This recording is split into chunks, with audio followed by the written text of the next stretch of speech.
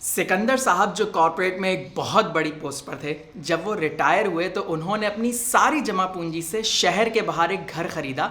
उन्होंने ये सोचा कि अब वो उस घर के अंदर अपनी बकिया ज़िंदगी इंतहाई पुरसुकून माहौल में गुजारेंगे।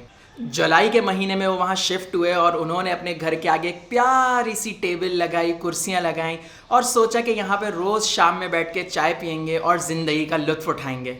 शिफ्ट हुए अभी उन्हें 2 ही हफ्ते हुए थे कि अगस्त का महीना शुरू हो गया। वो दोपहर के वक्त एक दिन अपने घर में आराम से लेटे कैलूला कर रहे थे कि अचानक उनको अपने घर के बाहर तबला बजने की आवाज़ आने लगी। वो हड़बड़ा कर उठे, उन्होंने खिड़की से बाहर झांका तो वो ये चीज़ भूल ही गए थे कि उन्होंने जुलाई में घर लिया है। अगस्त में स्कूल खुल गए और उनके घर के बाहर जो फर्नीचर था, बच्चे अपने घर जाते हुए उसको तबाह बर्बाद करने लगे, ज़ोर ज़ोर से उस पर तबला बजाने लगे। सिकंदर साहब ने अपनी सारी जमा पूंजी से जो घर लिया था वो 2 हफ्ते में बर्बाद होने लगा था।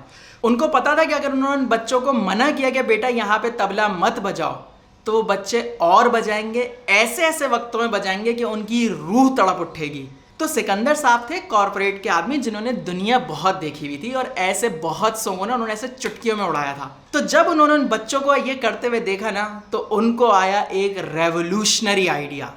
अगले दिन जब वो बच्चे आए और उनके घर के आगे तबला बजाने लगे तो सिकंदर साहब बाहर गए और उन्होंने बच्चों से कहा कि यार, ये जो तुम तबला बजा रहे हो ना, इट्स अमेजिंग, इट्स फैंटास्टिक। मेरे अपने कोई बच्चे पोता पोती तो है नहीं, तो यार मैं तुमको ना सब बच्चों को रोज़ाना 10-10 रुपए दिया करूँगा। प्लीज़ आके तुम लोग ये तबला रोज़ाना बजाया करो, मुझे बहुत अच्छा लगता है। बच्चे खुश हो गए। बच्चों ने कहा हमें और क्या चाहिए। अब वो बच्चे रोज़ाना आते और उनके फर्नीचर की ऐसी तैसी करते और खूब उस पर तबला पीटते।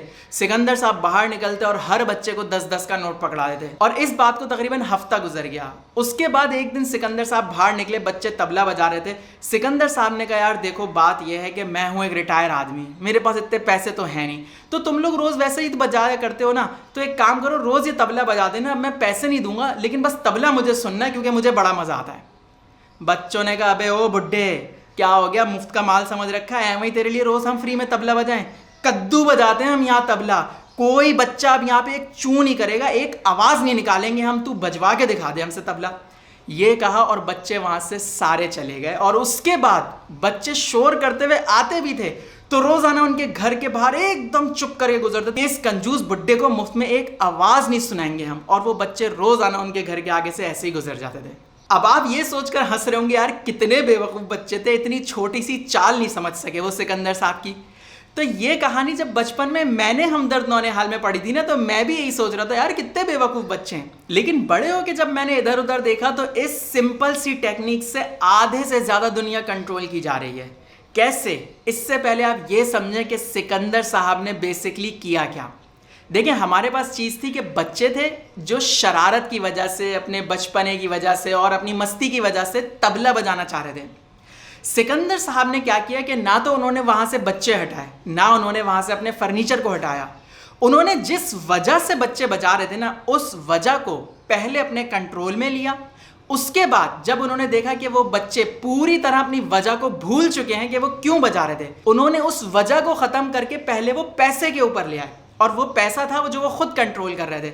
उन्होंने उन बच्चों की वजह को शिफ्ट करके पैसे के ऊपर लाए। और उसके बाद जब उन्होंने देखा कि बच्चे ये भूल ही चुके हैं कि वो तबला बजा क्यों रहे थे, उन्होंने पैसा, वो वजह जो अब बच्चों की प्राइमरी बन चुकी थी, उस वजह को हटा लिया। और आप अपने अब इर्द गिर्द देखिएगा कि किस तरीके से कॉर्पोरेट के अंदर और जो बहुत सी टॉक्सिक कंपनियां होती हैं, वो किस तरीके से यही टेक्निक अपने एम्प्लॉयज़ पे लगाती हैं। आपने ये तो खैर बहुत ही ज़्यादा सुना होगा कि लोग, बच्चे जो हमारे पढ़ के निकलते हैं, इतनी मेहनत करते हैं, उसके बाद उनको एक्सपोजर के नाम के ऊपर कितना बेवकूफ़ बनाया जाता है। वो बच्चा घर से पैसे कमाने के लिए निकलता है कि मैं घर से बाहर निकलूंगा, मैं पैसे कमाऊंगा। कंपनीज उसको कहती हैं पैसा वैसा कुछ नहीं होता, असल चीज़ होती है एक्सपोजर। इतने बड़े बड़े लोगों के साथ उठो बैठोगे, इतने बड़े बड़े ब्रांड्स के साथ काम करोगे, भाई पैसा देख रहे हो तुम, ये तो करियर का शुरू है तुम्हारा, पैसा तो बिल्कुल नहीं देखना। पोर्टफोलियो बनाना कोई बुरी चीज़ नहीं है, बिल्कुल जाना चाहिए, लेकिन उसकी वजह से एक्सप्लॉइट तो ना करें। कि आप किसी से 9 to 6 की जॉब करवा रहे हैं और उसको पे आप एक्सपोजर में कर रहे हैं या इतना कम कर रहे हैं और सिर्फ ये बता के कि यार तुम यहाँ पे कॉर्पोरेट कल्चर के अंदर हो। एक और बड़ी मजे की चीज यहाँ पे की जाती है कि कोई इंप्लॉय जो बहुत अच्छा काम कर रहा हो, पूरे साल से काम कर रहा हो, तो बजाय इसके कि उसको बहुत अच्छा कंपनसेट किया जाए, बजाय इसके कि उसको प्रमोशन दिए जाए, तरक्की दी जाए, उसको पैसे बढ़ाए जाए, उसको साल के एंड में एम्प्लॉय ऑफ द ईयर का अवार्ड दे देते हैं।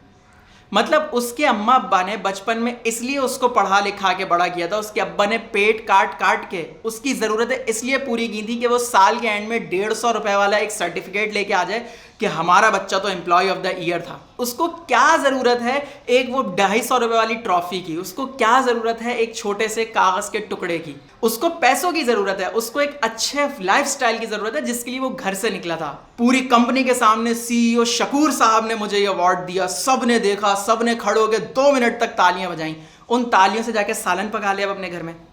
मैं ये नहीं कह रहा कि रिकॉग्निशन कोई बुरी चीज़ है, मैं ये नहीं कह रहा कि इस तरह की चीज़ें कोई गलत हैं, ये बिल्कुल होनी चाहिए हर कंपनी में। हमें अपने एम्प्लॉयज़ को, हमें अपने जो काम करने वाले हैं उनको ये बताना चाहिए कि they are doing good work, लेकिन ये किसी भी तरीके से उनकी सैलरी या कंपनसेशन का नेमुल बदल नहीं है। तो अब अगर आपको कोई एक्सपोजर का लालच दे, अब अगर आपको कोई एम्प्लॉय ऑफ द मंथ पहनाने की कोशिश करे, अगर आपको कोई बजाय इसके कि बड़े बोनसेस दे उसकी जगह आपको कहे कि हम पूरी कंपनी की बीच पिकनिक के ऊपर आपको सर्टिफिकेट देंगे, तो आपके कान में ये तबला ज़रूर बजना चाहिए। तो आपने अब करना ये कि अपने कानों को खुला रखना है और जहाँ पे ये तबला आपके साथ कोई बजाने की कोशिश कर रहा हो, आपने उसको ना सिर्फ सुनना है बल्कि उस सिचुएशन से फ़ौरन निकलना है। और अपने उन तमाम दोस्तों को ज़रूर टैग कीजिएगा जो बहुत ज़्यादा पागलों की तरह काम करते हैं और उसके बाद कंपनसेशन के नाम पे वो कहते हैं यार हमारा बॉस बहुत अच्छा आदमी है, 4 लोगों के सामने बैठ के हमारे बारे में बात करता है, लोगों से हमको मिलवाता है, सब कुछ करता है। तो उनको बताइएगा भाई तुम घर से इसलिए नहीं निकले थे, तुम घर से निकले थे अपने घर वालों का अच्छा करने के लिए। तो इसके बारे में वो ज़रूर सोचें। उम्मीद है कि ये वीडियो आपको पसंद आई होगी। अगर आपको ये वीडियो पसंद आई तो इसी से मिलती जुलती एक बहुत ज़बरदस्त वीडियो बिच्छू सेट मैंने बनाई थी जो यहाँ लगी हुई है, वो ज़रूर देखिएगा। लेकिन उससे पहले मेरे चैनल को यहाँ सब्सक्राइब कर लीजिएगा। मैं इंशाल्लाह आपसे मिलता हूँ अगली वीडियो में जल्द। तब तक के लिए